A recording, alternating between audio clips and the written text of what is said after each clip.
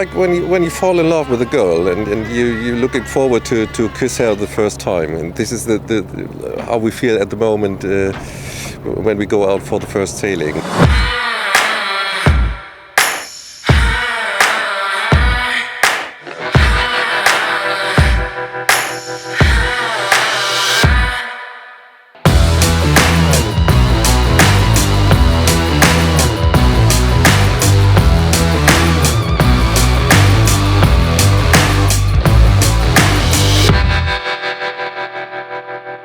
The boat seems to move very well, not so much wind.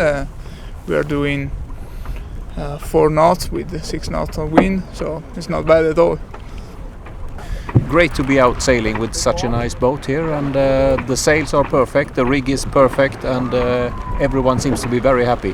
Looks like everything fits perfectly, so I'm happy. It's fantastic. Easy to trim the sails just by push button, release a bit if you want, bring up the speed, go up with the boat, trim in again. It's great. Easy sailing. This is easy sailing.